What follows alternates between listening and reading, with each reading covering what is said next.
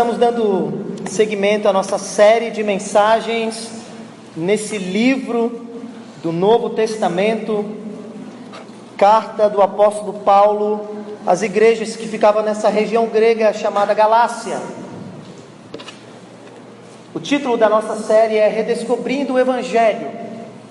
E para você que está vindo pela primeira vez, ou você que nos visita, ou talvez chegou na metade do caminho, nós temos mostrado que a mensagem do Evangelho de Jesus, as boas notícias que Jesus, o Nazareno, tem a nos dar, é completamente diferente de qualquer religião, qualquer ideologia, e até mesmo completamente diferente do que a mentalidade popular tem sobre o que é a fé cristã.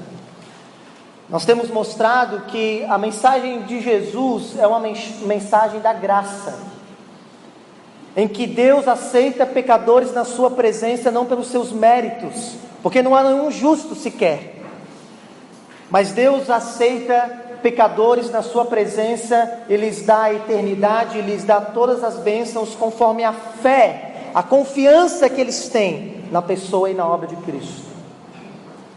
Mas também temos mostrado que mesmo cristãos verdadeiros que um dia entenderam a mensagem do Evangelho por razões, e muitas razões, podem acabar se desviando no seu coração, mesmo eles se identificando com Jesus, mesmo falando sobre Jesus e tendo alguns rótulos cristãos, mas no seu coração ele pode abafar a verdade da graça, ele pode se afastar da graça e pode começar a achar que precisa alcançar méritos diante de Deus. E é isso que estava acontecendo nas igrejas da Galácia. Então Paulo, inspirado pelo Espírito de Deus, escreveu toda uma carta para tentar corrigir a mentalidade, mas também o coração daqueles irmãos, para que eles voltassem a confiar, voltassem a viver conforme a mensagem do Evangelho. O ponto, por isso, que é redescobrindo o Evangelho. Martinho Lutero, quando comentava essa carta aos Gálatas, ele disse que o Evangelho precisa ser martelado vez após vez no coração e na mente dos crentes, porque é uma tendência natural de nós corrompemos a mensagem do Evangelho e nos afastarmos da graça de Deus para confiarmos em nós mesmos. Por isso, não fique enfadado se você está escutando repetidamente a mesma coisa, e não subestime o seu coração, e eu também não irei subestimar o meu coração, de nós nos afastarmos da mensagem do Evangelho, mesmo tendo um dia sido um crente. Mesmo que no passado, um dia a gente confiou somente em Jesus, é bem possível que ainda vamos escorregar e precisamos pregar para nós mesmos no que nós cremos. Amém, meus irmãos? Nós estamos no capítulo 4, então volta os olhos comigo, nós vamos ler do verso 8 ao verso 20. Semana passada, pastor Flávio nos mostrou como por meio do Evangelho nós somos adotados na família de Deus. Isso é uma mensagem poderosa. A mentalidade popular, todos são filhos de Deus. Nós temos até um jargão, né? Eu preciso descansar, afinal eu também sou filho de Deus. Opa, deu ruim. Isso não é uma verdade bíblica. Nem todos são filhos de Deus. A mensagem do Evangelho diz que somente aqueles que se renderam a Cristo pela fé e confiaram nele é que foram tirados da escravidão do mundo, do pecado, e foram então colocados, adotados na família de Deus, tiveram o privilégio de se assentar na mesa e receber a herança. E mais do que isso, Deus ainda nos deu o seu Espírito, que não habita em todos, habita somente naqueles que foram adotados. E esse Espírito, quando nós temos dúvidas do que Deus sente por nós, quando nós temos dúvidas do que Deus irá fazer conosco diante das nossas falhas, das nossas fraquezas, dos nossos tropeços, Ele dentro de nós clama, e Ele nos encaminha para nos dar certeza que temos intimidade e que Deus jamais nos abandonará. Aleluia, glória a Deus por isso. Mas agora, do verso 8 ao verso 20, é a leitura. E o título da mensagem de hoje é o apelo do Evangelho. O apelo do Evangelho. Vamos ler atentamente. Diz assim o apóstolo Paulo: antes, quando vocês não conheciam a Deus, eram escravos daqueles que por natureza não são deuses. Mas agora, conhecendo a Deus, ou melhor, sendo conhecidos por Ele, como é que estão voltando àqueles mesmos princípios elementares, fracos e sem poder? Vocês querem ser escravizados por eles outra vez? Vocês estão observando os dias especiais, meses, ocasiões específicas e anos? Eu temo que os meus esforços por vocês tenham sido inúteis. Eu suplico, irmãos, que se tornem como eu, pois eu me tornei como vocês. Em nada vocês me ofenderam. Como vocês sabem, foi por causa de uma doença que preguei o Evangelho pela primeira vez a vocês. Embora a minha doença tenha sido uma provação, vocês não me trataram com desprezo ou desdém. Ao contrário, vocês me receberam como se eu fosse um anjo de Deus, como se fosse o próprio Cristo Jesus. O que aconteceu com a alegria de vocês? Eu tenho certeza que, se fosse possível, vocês teriam arrancado os próprios olhos para dá-los a mim. Porventura tornei-me inimigo de vocês por dizer a verdade? Ora, os que fazem tanto esforço para agradá-los, eles não agem bem, mas querem isolá-los, a fim de que vocês também mostrem zelo por eles. Sim, é bom sempre ser zeloso pelo bem, e não apenas quando estou presente. Ah, meus filhos, novamente estou sofrendo dores de parto por sua causa, até que Cristo seja formado em vocês. Eu gostaria de estar com vocês agora e mudar o meu tom de voz, mas eu estou perplexo quanto a vocês. Uau! Um texto forte, vigoroso, não é? Até a metade do capítulo 4, nós vimos como o apóstolo Paulo, ele demonstra toda a sua habilidade intelectual, teológica e histórica, e ele, como um mestre da pena, ele começa a levantar argumentos muito bem elaborados, tecnicamente elaborados, para combater o ensino errado que as igrejas da Galácia estavam agora se rendendo. Paulo passa por Abraão, Moisés, até chegar a Cristo. Paulo fala dos grandes temas teológicos da vida cristã, como redenção, como promessa, como lei, como adoção. Paulo fala sobre a graça, fala sobre justificação pela fé, justificação por obras. E se você acompanhou atentamente a série, você recebeu uma enxurrada de argumentos teológicos. E alguns de nós ficam até meio cansados e pensam: uau, vai devagar, é muita coisa para eu pensar. Mas agora, do verso 8 em diante, Paulo vai mostrar para a gente que ele não é apenas uma mente brilhante, mas ele também tem um coração apaixonado por pessoas. Paulo vai mostrar que por trás de toda aquela sua intelectualidade, tem um pastor que está sofrendo por ver que aquelas pessoas que ele sofreu tanto para estar com elas e para ensiná-las, elas estão se desviando da mensagem central da fé cristã. Isso é triste. E Paulo vai colocar aqui no papel não mais argumentos tão técnicos, mas Paulo vai colocar o seu coração agora aqui. Por exemplo, aqui nesse texto é um fato curioso. Paulo chama eles de irmãos, como se ele considerasse que, por mais que aquelas pessoas estavam falando mal dele, rejeitando ele, ele considerava aquelas pessoas como membros da mesma família. No verso 14, verso 15, Paulo vai dizer em que ocasião ele esteve no passado com aquela igreja e como foi um ambiente amoroso estarem juntos, um ambiente de cuidado, como eles estavam alegres antes. Ele faz a igreja lembrar de como era o relacionamento deles. E no verso 19, Paulo faz talvez uma das declarações mais afetivas do seu ministério. Paulo vai se comparar a uma mãe que sofre dores, mas suporta aquelas dores com alegria e não vê a hora da sua criança nascer, não vê a hora de ver a sua criança crescer e ser uma pessoa digna. E na ilustração, uma pessoa digna é uma pessoa compatível com a pessoa do próprio Senhor Jesus Cristo. Então Paulo agora ele vai abrir o seu coração. Nós sabemos isso, não é? Com certeza você já teve que mudar a argumentação com seus filhos, não é verdade?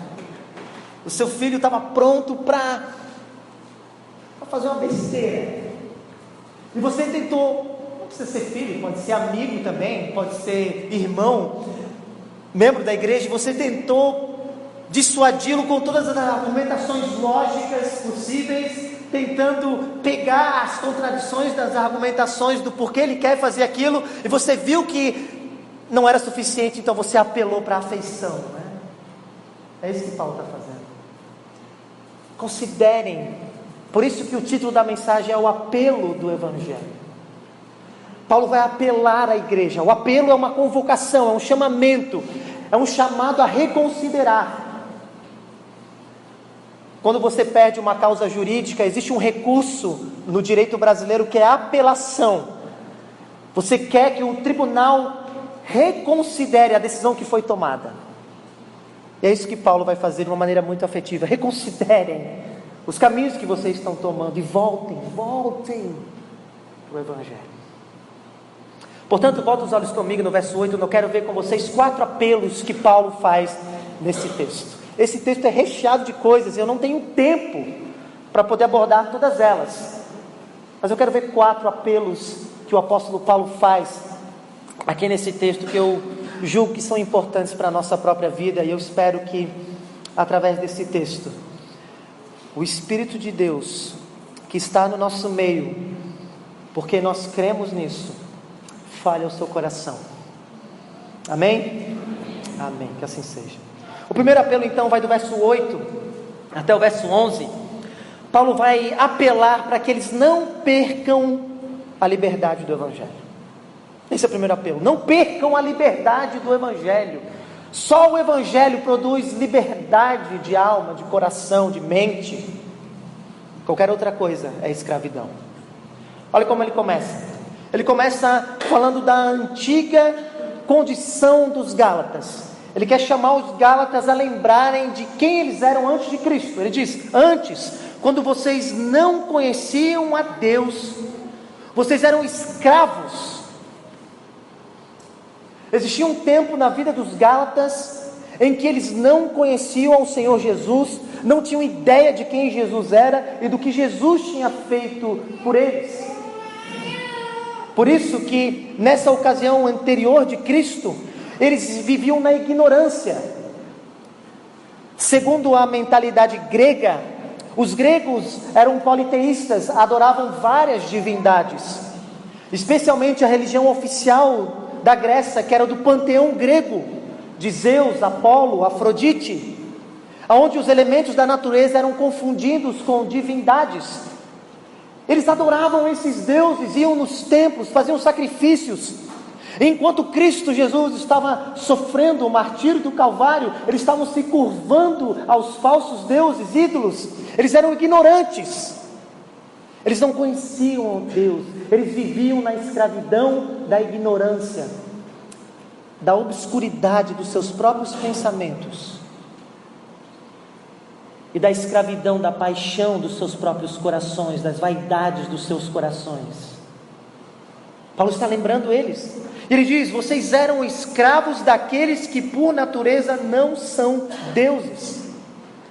Os deuses gregos não eram deuses porque eram mitologia criada pela mente humana, tanto que esses deuses não prosperaram com o tempo.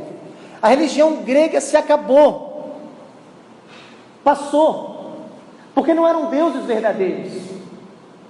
Mas diz o texto que eles eram escravos. O ponto é curioso, porque na mentalidade grega, os deuses gregos eram divindades cheias de poder, mas também cheios de paixões e de vaidades. E o relacionamento que os gregos tinham com os seus deuses era um relacionamento primeiro de medo. Eles tinham medo de serem alvos do desgosto dos deuses, das paixões egocêntricas dos deuses. E por isso que os gregos precisavam constantemente ofertar oferendas e sacrifícios para que os deuses então fossem aplacados. Era muito comum, se você fosse um grego, se você fosse fazer uma viagem de barco, você então fazer uma oferenda a Poseidon, para que a ira de Poseidon, o desgosto de Poseidon fosse aplacado, e ele não enviasse uma tempestade contra você, e você fizesse então uma boa viagem. Eles tinham medo dos deuses. Mas não apenas isso, os gregos também tinham uma relação de barganha, de interesse com os gregos, com os deuses gregos. Na mentalidade grega, os deuses precisavam da adoração dos homens. Eles tinham necessidades, os deuses. Então os gregos, eles ofertavam e adoravam os deuses, para que os deuses fossem agradados e usassem o poder que eles tinham em favor do fiel. Por isso que Paulo diz, vocês eram escravos, porque o relacionamento de vocês não era por amor, não era por graça, mas era por medo e interesse. Vocês buscavam os deuses porque vocês tinham medo de ser alvo da ira deles.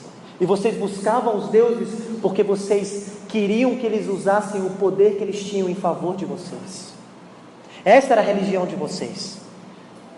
Mas olha o que diz o verso 9: mas agora, conhecendo a Deus, agora que vocês sabem quem é o único Deus vivo e verdadeiro, e qual é a maneira em que deve se relacionar com esse Deus, olha só o que ele diz, ou melhor, agora que vocês são conhecidos por Ele, já é um milagre ser liberto de uma falsa religião, de uma falsa mentalidade, mas é uma graça muito maior saber que não apenas você conhece a Deus, mas que agora esse Deus Todo-Poderoso conhece pessoalmente você.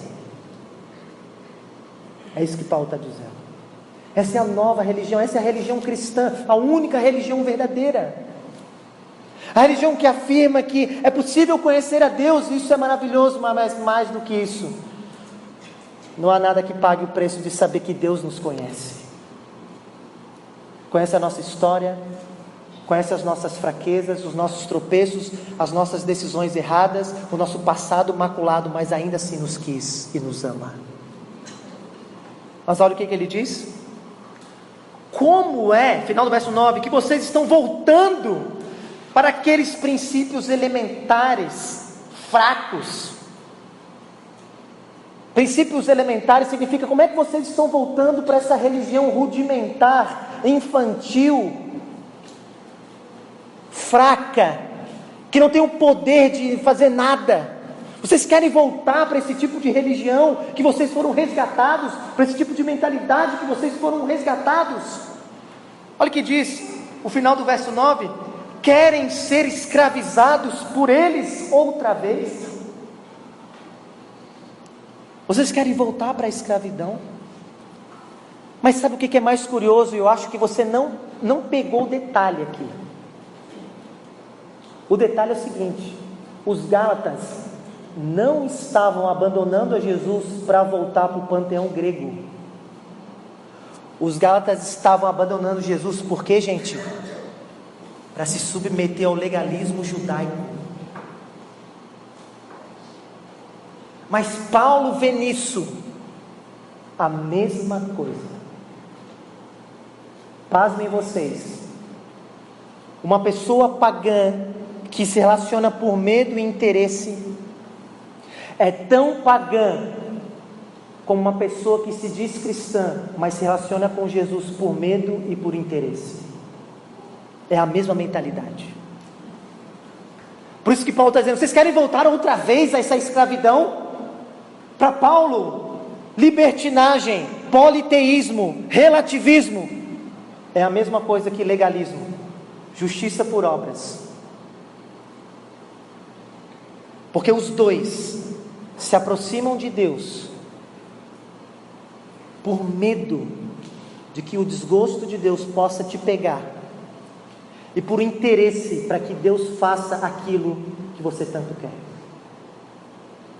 E ele continua, verso 10, ele diz: vocês estão observando dias especiais, meses, ocasiões específicas e anos. Não era isso que estava acontecendo na igreja da Galácia? Os falsos mestres judaizantes estavam dizendo para os cristãos: vocês precisam guardar toda a lei judaica, senão Deus não vai gostar de vocês, e vocês não vão ser abençoados por eles. Ora, isso não é a mesma mentalidade que os pagãos gregos tinham? É a mesma. Tanto que ele termina o verso 11 de maneira bem dramática, e que dá até um escândalo para nós. Olha o que ele diz no verso 11: eu temo que os meus esforços por vocês tenham sido inúteis. Que triste para um pastor isso, não é? Que triste para um líder, para um pai, ensinar, mas perceber que aquela pessoa continua querendo viver na escravidão. Timothy Keller, o grande comentarista atual, nessa sessão ele faz uma observação curiosa. Ele diz assim: na mentalidade apostólica do apóstolo Paulo, tanto alguém que é um legalista bíblico, quanto um relativista imoral, estão perdidos diante de Deus, porque nenhum dos dois confia na graça.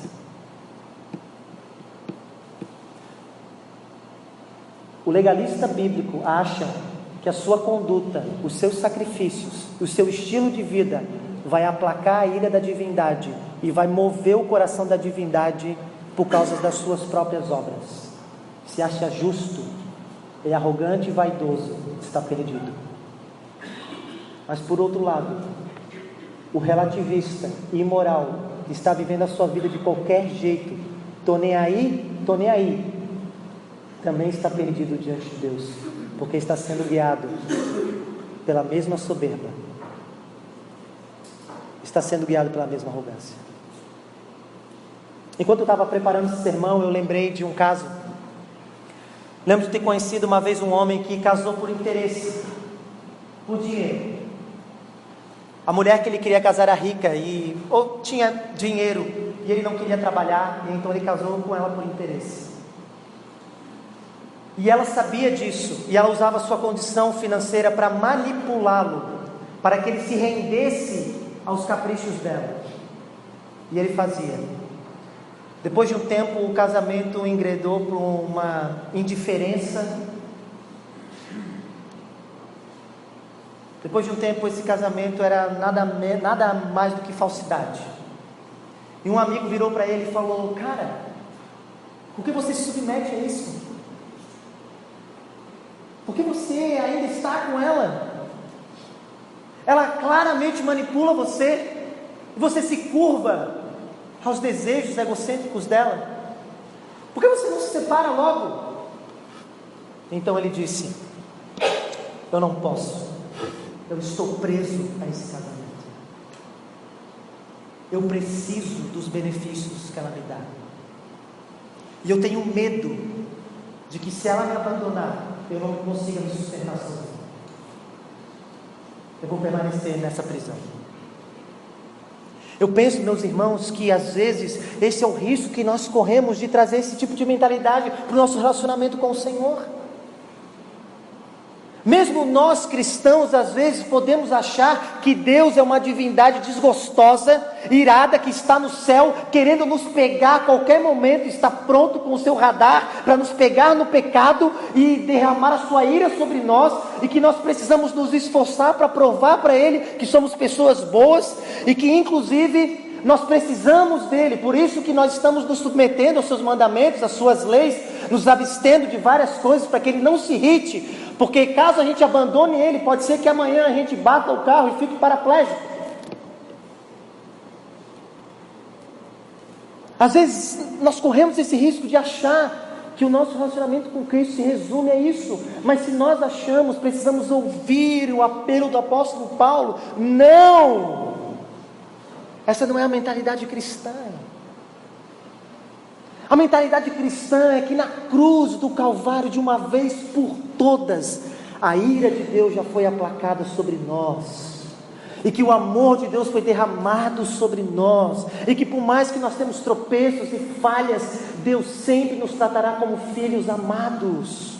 Nós não precisamos ter medo de Deus. Nós não podemos ter dúvidas do que Deus sente por nós e de como Deus vai nos tratar, porque temos a garantia da Escritura de que Ele nos adotou na sua família, e de que de uma vez por todas estamos em paz com Ele, por meio da obra consumada de Cristo na cruz.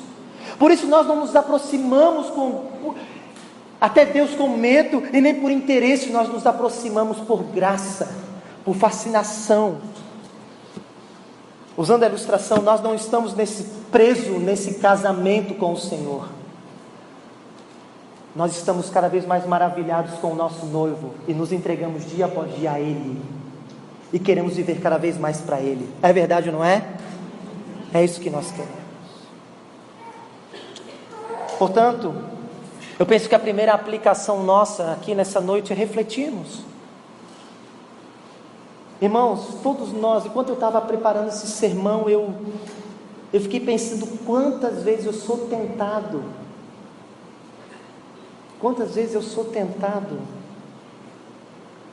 a achar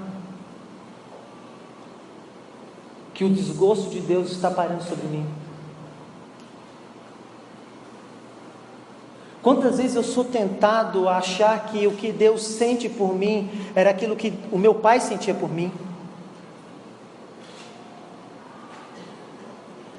Quantas vezes eu sou tentado a achar que o que Deus sente por mim é aquilo que as pessoas sentem por mim. E quando isso acontece, há falhas na minha alma, na minha fé. Eu vi a necessidade de eu renovar minha mente, me fortalecer e dizer não. Deus um dia me amou e Cristo se entregou para que eu possa ter paz com Deus e ter a certeza que Deus jamais me abandonará. Você pensa nisso nessa noite? Você se sente livre para se relacionar com Deus? Você tem medo de Deus? Você já se pegou alguma vez obedecendo a Deus e se esforçando para obedecer a Deus por medo? Quando você pecou, você teve essa sensação de que Deus não ia mais te abençoar na sua vida? Você falhou, você pecou gravemente, você pensou, agora Deus não vai me abençoar. Meu Deus, eu estou sozinho agora. Deus não vai me abençoar no meu trabalho, Deus não vai me abençoar na minha família, Deus não vai me abençoar agora nos meus sonhos. Irmãos, nós somos tentados diariamente como os Gálatas, e nós não podemos cair nessa falha, nesse tropeço. Se somos cristãos e se a nossa fé está em Cristo, não importa a quantidade das nossas falhas, Deus continuará com seus braços abertos a nos receber, todas e todas as vezes que nós corremos para Ele, porque esse é o Deus da Escritura, esse é o nosso Salvador maravilhoso, que nos traça com graça e não por mérito. Mesmo depois de ouvir essa série, 9ª pregação, deixa eu te perguntar, algo já mudou no seu coração, na sua mentalidade? Deixa eu, como um pastor, ser um pouco duro agora. Você segura aí no banco, tá bom? Desde quando a série de Gálatas começou, eu, Flávio e Leonardo temos trabalhado em vão?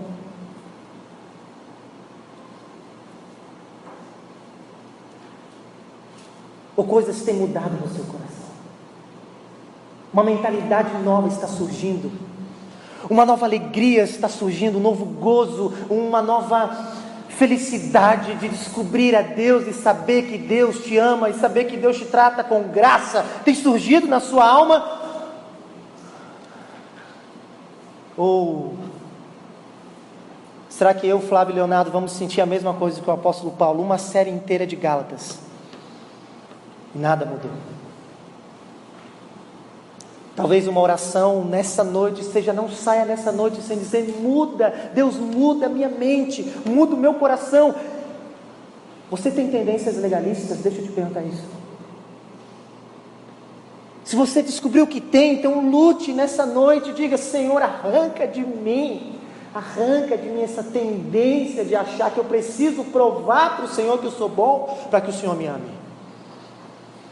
Arranca de mim, me faz desfrutar da tua graça,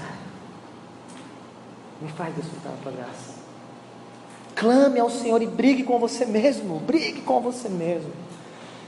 Como Jacó, todos aqueles que lutaram com o Senhor foram derrotados para a sua vitória.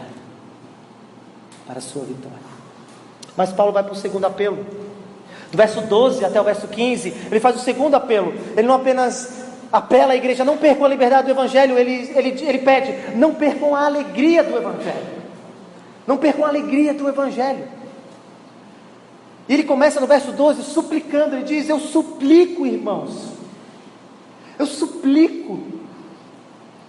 Lutero diz que ele consegue ver Paulo de joelhos nesse verso. Eu suplico. É um coração de alguém que está realmente preocupado com a situação espiritual e o destino eterno daquelas pessoas. Eu suplico, meus irmãos, e ouçam-me o que eu tenho para dizer a vocês. E ele diz: que vocês se tornem como eu, pois eu me tornei como vocês. A frase é curiosa. O que Paulo está dizendo é o seguinte: se tem alguém que sabe o que é viver no legalismo, vocês podem confiar, essa pessoa sou eu. Paulo era um grande legalista.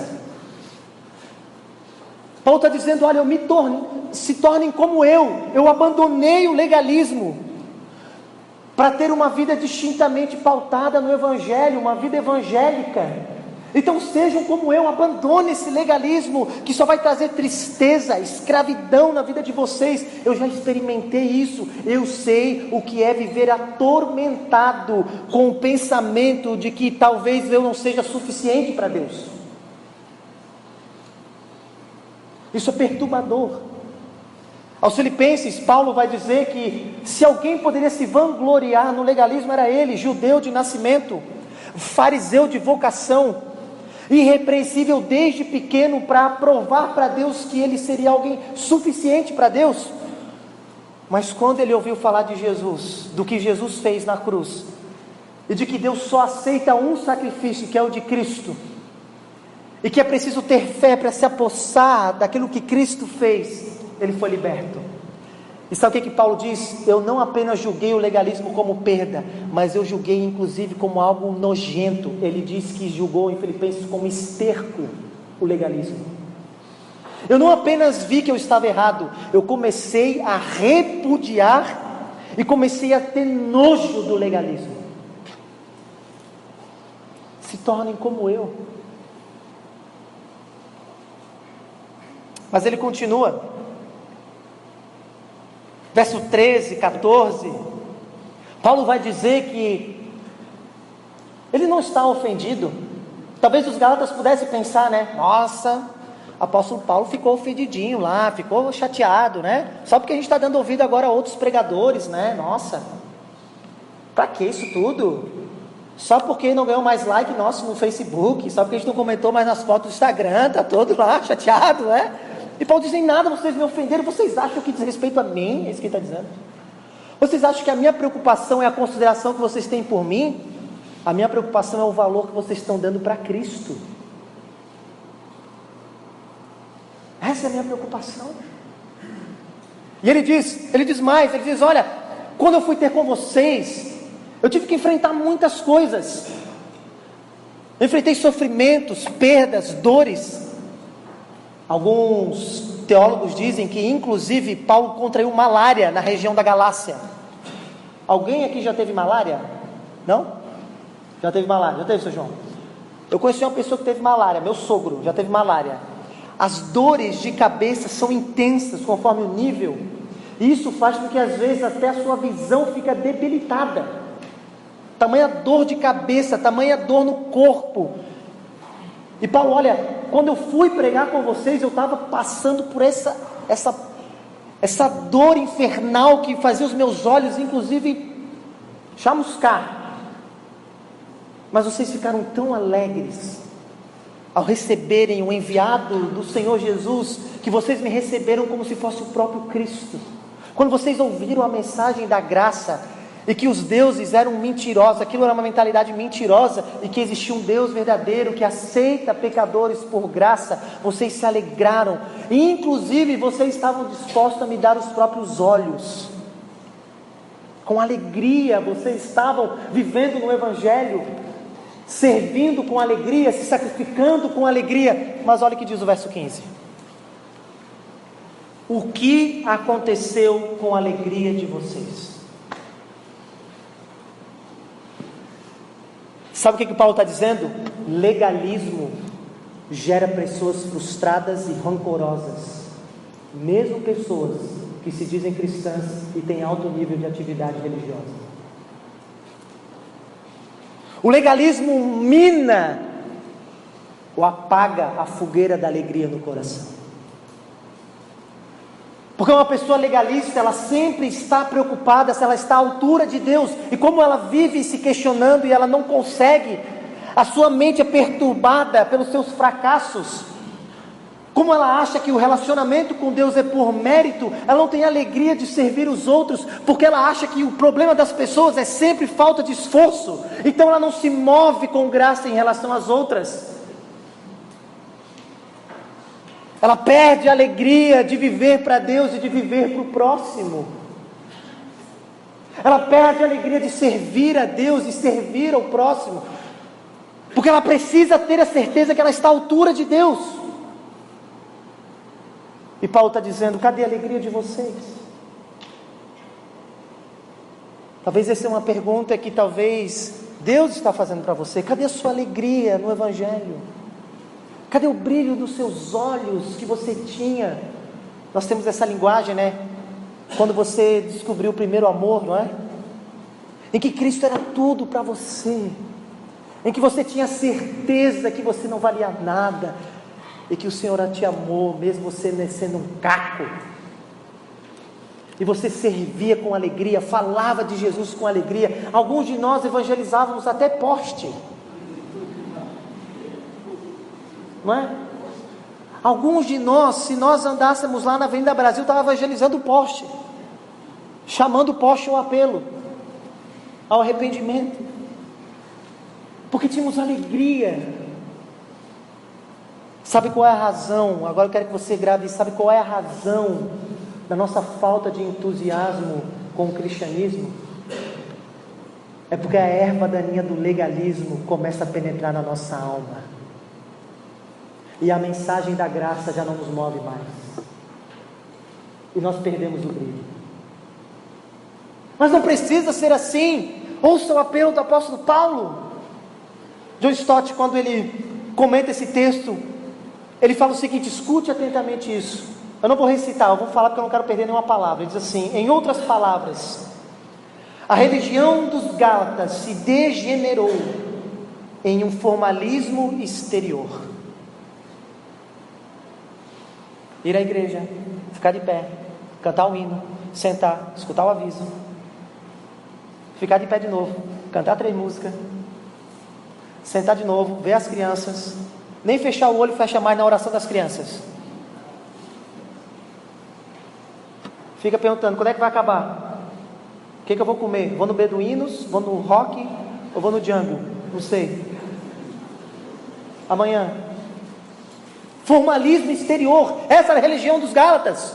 Nós não corremos o mesmo risco, meus irmãos? Quarta-feira, dia da família. Dia da família, todo ano tem. Vai ser igual. Não vai mudar. Cadê a alegria? Cadê o brilho? O pregador fala: irmãos, tem pessoas no seu trabalho, na sua família, que não conhecem a Cristo, estão em trevas. É verdade, está cheio, um monte.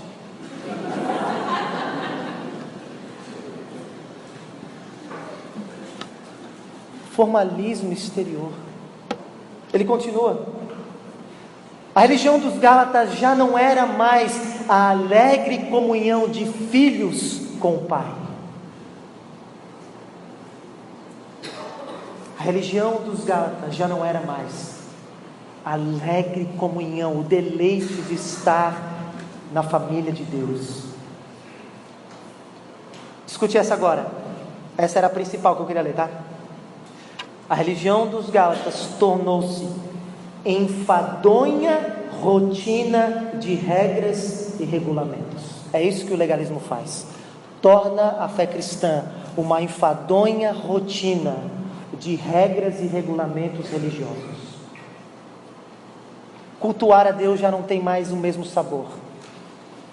Servir a Deus e servir ao próximo não tem mais o mesmo sabor. Falar de Jesus já não tem mais o mesmo sabor. Porque para um legalista, alguém que se enveredou para o legalismo, só resta cumprir regras externas. E isso mata alguém por dentro. Eu ouvi uma parábola uma vez de 2 servos que tinham um rei muito severo. E esse rei cobrava trabalho e esforço em troca de pagamento de dívidas. E 2 servos, no meio da estrada, estavam indo servir no castelo do rei de maneira, sabendo que iam enfrentar trabalhos forçados. Mas um estava radiante, alegre, e o outro estava enfadado, cansado. E o que estava enfadado, cansado, olhou para o outro que estava radiante, alegre e disse: você está com esse sorriso no rosto? Até parece que você não tem uma dívida a pagar. Até parece que nós não temos um trabalho forçado a fazer. Até parece que você nem é escravo. E o outro servo alegre disse: ah, então você não sabe. Não sabe o quê? O rei perdoou todas as nossas dívidas. Somos homens livres. Temos uma festa a celebrar. Meus irmãos, eu penso que muitos de nós somos esse servo que, mesmo tendo a sua dívida perdoada, ainda estava vivendo como um escravo. Mesmo o Evangelho dizendo para mim e para você: você tem todos os seus pecados perdoados e livre acesso a Deus. Deus te ama vigorosamente. Você é herdeiro, você vai herdar as promessas de Deus. Nós vivemos como se tivéssemos que pagar trabalhos forçados para Deus, como se ainda estivéssemos em dívida com Deus. Onde está a sua alegria? Quando você servia com alegria, falava com alegria, cultuava com alegria. Será que o legalismo não tomou conta da sua alma? Se esse foi o caso, ouça o apelo do apóstolo Paulo: volte a confiar na graça. Confesse hoje: Senhor, quebranta o meu coração que está duro pelo legalismo, arranca essas ervas daninhas e faz florescer o jardim da minha alma, o jardim da graça, para que eu possa voltar a experimentar a alegria. Davi fez essa oração, talvez você possa ler o Salmo 51, ele disse: restitui-me a alegria da salvação. Dá-me o brilho nos olhos novamente. É possível. Volte para o Senhor. Mas ele vai para o terceiro apelo. Verso 15 até o verso 19, Paulo vai fazer o terceiro apelo. Ele diz: não percam a liberdade do Evangelho. O segundo: não percam a alegria do Evangelho. Agora o terceiro apelo: não percam o temor do Evangelho.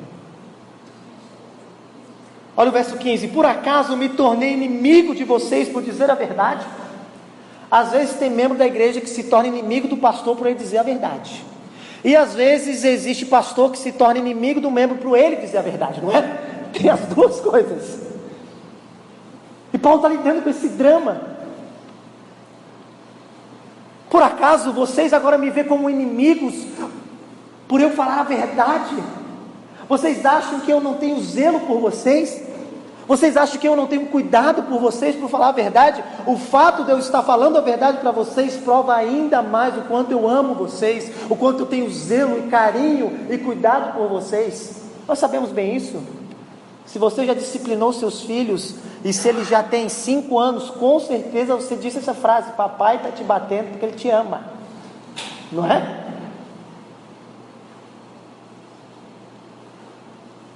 Porque quem bate esquece, mas quem apanha nunca esquece, não é? Tornei-me inimigo de vocês, mas olha comigo, verso 16: os que fazem esforço, esses que mostram ser tão zelosos por vocês, eles não estão sendo sinceros. Paulo vê na motivação do coração dos falsos mestres judaizantes que estavam desviando os Gálatas, não uma motivação legítima de cuidado. Essa palavra zelo significa temer desapontar alguém. Ter medo de desapontar alguém. E Paulo diz nisso, ele diz assim: olha, esses falsos mestres estão manipulando vocês, estão pressionando vocês, e isso não é cuidado. Sabe o que é? Eles querem que vocês tenham medo da opinião deles.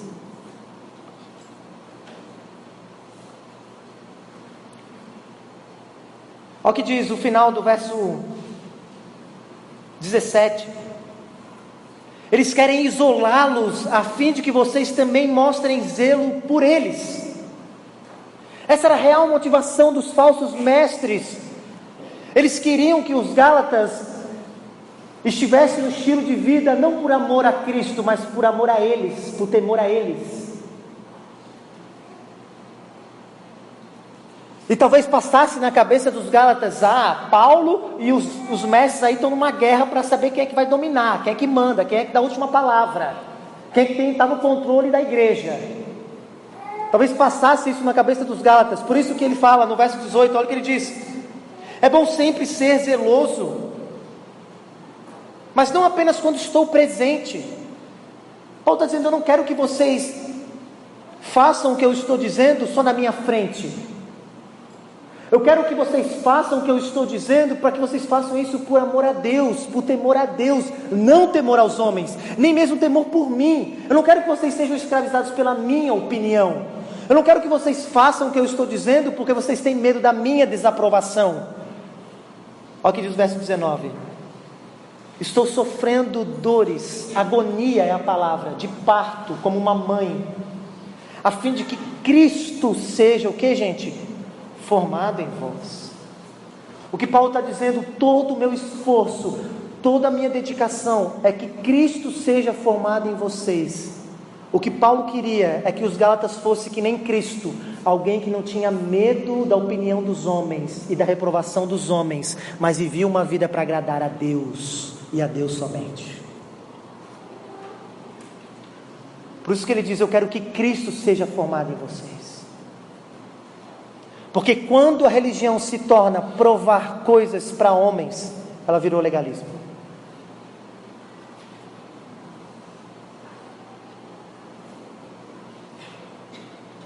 Isso é fantástico. Enquanto eu preparava esse sermão, eu fiquei pensando quanto eu sou assediado ao temor de homens. Irmãos, como pastor, é difícil pregar. Você sempre se pergunta: será que alguém me reprovou? Será que alguém não gostou? Será que alguém ficou chateado? Será que não vai voltar mais? Mas esse texto me encoraja como pastor, de que a obra de Deus é formar Cristo em mim, alguém que está buscando a glória de Deus e não a dos homens.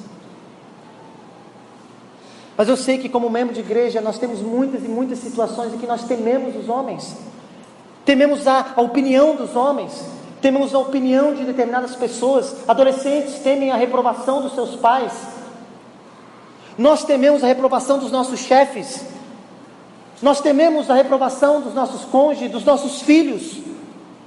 Nós tememos a reprovação de pessoas que têm peso de opinião sobre a nossa vida. E às vezes nós estamos nos sacrificando e nos comportando de determinada maneira, não por temor a Deus, mas simplesmente para não sermos criticados pelas pessoas, porque não aguentamos ser reprovados. Quando isso acontece, a nossa religião se degenerou em legalismo, porque estamos escravizados, não temos mais liberdade diante de Deus. Como por exemplo, se você se veste de determinada maneira na frente de uma pessoa, mas quando ela não está, você se veste de outra, você não está se vestindo para o Senhor, você está se vestindo por medo da opinião daquela pessoa. Se você tem medo das decisões que você toma, por medo que as pessoas vão pensar, se você vive atormentado com isso, o que as pessoas vão pensar se eu fizer isso, o que as pessoas vão pensar se me verem fazendo isso, o que as pessoas vão pensar, possivelmente o Evangelho ainda não resolveu a sua autoimagem.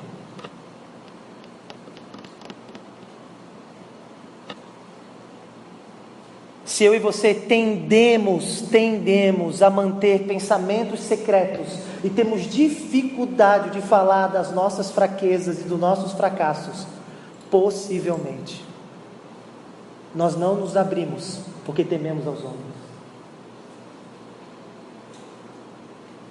Se as pessoas que estão ao seu redor não conhecem as suas fraquezas, os seus pecados,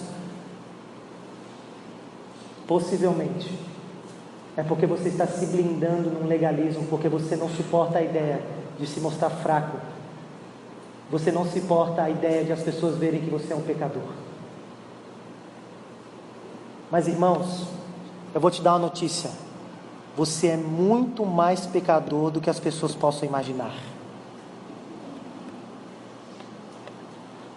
Eu e você temos tantas falhas e tantos pensamentos secretos, que se os nossos amigos tivessem acesso ao pendrive da nossa mente, eles não seriam mais nossos amigos.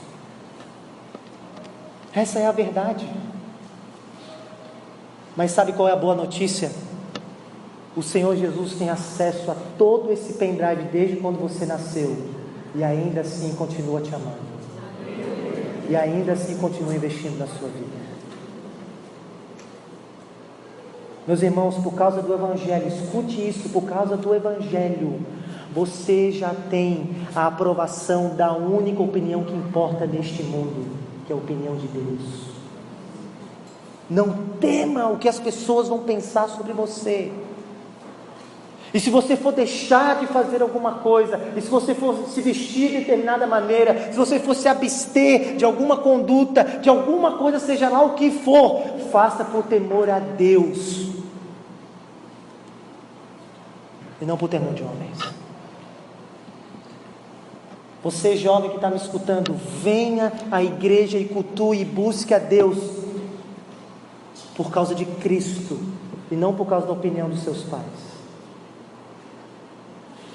Você que é membro dessa igreja, venha nos cultos e seja frequente nas atividades, por amor a Deus, e não simplesmente para que as pessoas vejam que você é um bom crente. Isso é uma bobeira que a gente cai, não é? Deixa eu te perguntar, existe alguma pessoa que você teme a desaprovação? Você consegue lembrar de alguma pessoa que você não suporta a ideia de que ela te desaprove? Talvez nessa noite você possa dizer: Senhor, me livra, de que o Evangelho penetre na minha alma, para que eu me convença de que eu já tenho a única opinião que vale a pena, que é a tua opinião. Você tem a tendência de escamotear os seus pecados e dificuldade de confessá-los. Talvez esse seja um dos maiores problemas do seu casamento. A sua esposa anda tão desanimada porque ela nunca viu "eu reconheço" sair da sua boca, "me perdoa". Talvez esse seja o problema com seus filhos. Talvez eles nunca viram essas palavras de confissão saírem da sua boca. Eu reconheço que falhei. Me perdoa.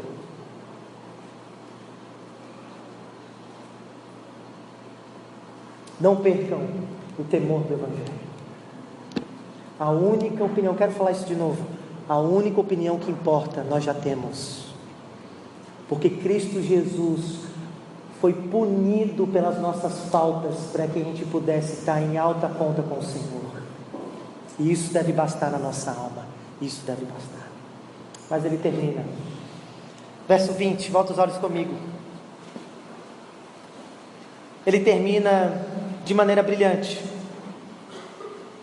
Ele diz: não percam a liberdade do Evangelho, não percam a alegria do Evangelho, não percam o temor do Evangelho. Agora ele fala: não percam a centralidade do Evangelho.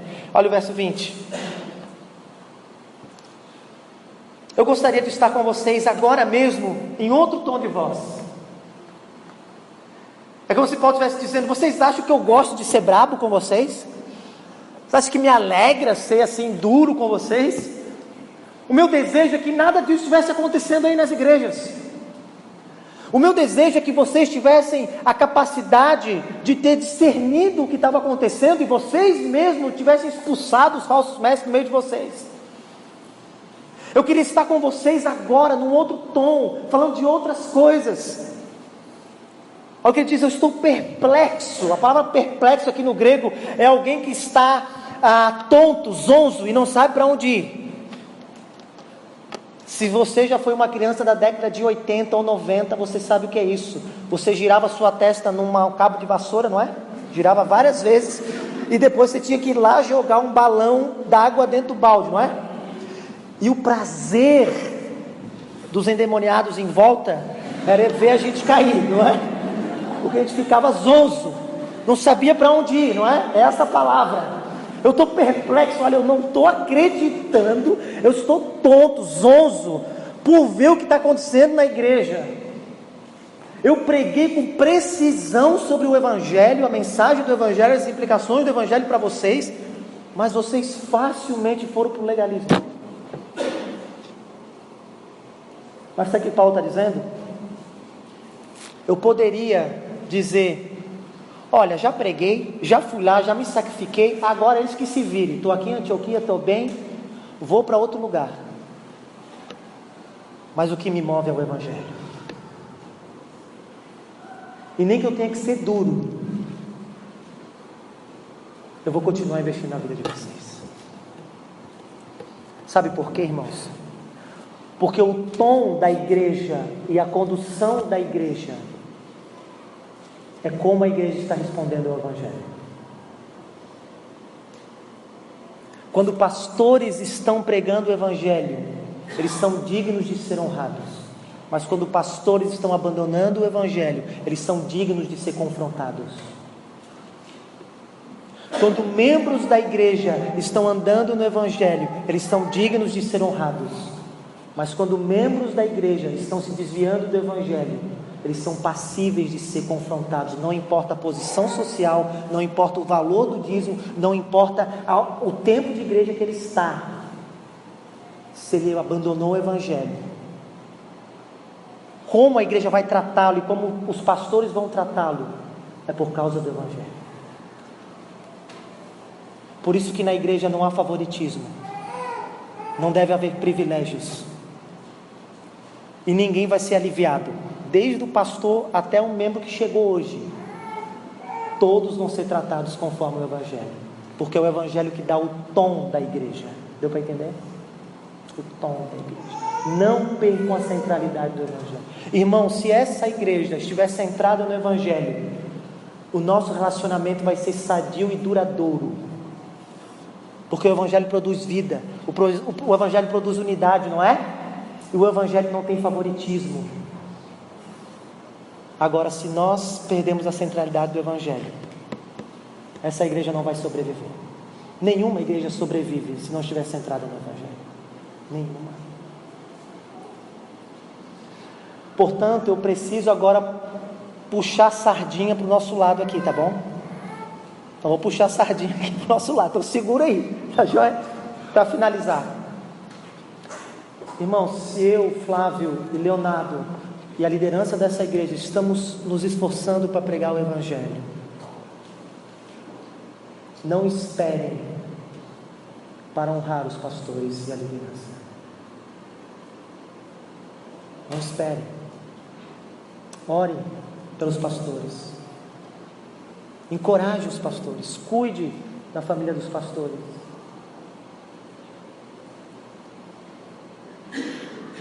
Eu ia falar para dar presente, mas eu fiquei em dúvida se deve dar ou não.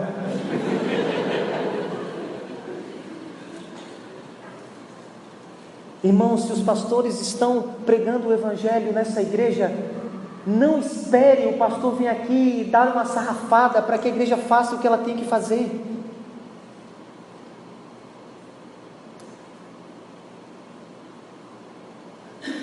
Faça o que vocês sabem que tem que fazer.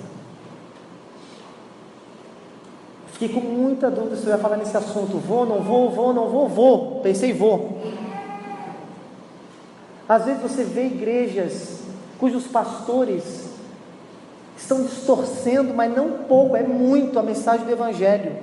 E os membros lhe honram, ofertam. A igreja tem um caixa alto, não tem problema com o salário. O pastor não se preocupa com como que ele vai fazer se seus filhos ficarem doentes. Mas é incrível como em igrejas sérias, onde o pastor está levando com seriedade, o povo é ruim para o pastor. Isso está na história da igreja. Calvino expulso da sua igreja. Jonathan Edwards expulso da sua igreja. Não abusem da graça que Deus está dando à igreja de terem pastores fiéis.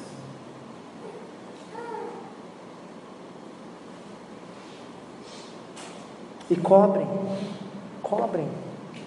de nós a centralidade do Evangelho nessa igreja, para que essa igreja nunca se perca. Amém? Diante disso, meus irmãos, esse é o apelo do Evangelho. Não percam a liberdade, não percam a alegria, não percam o temor e não percam a centralidade.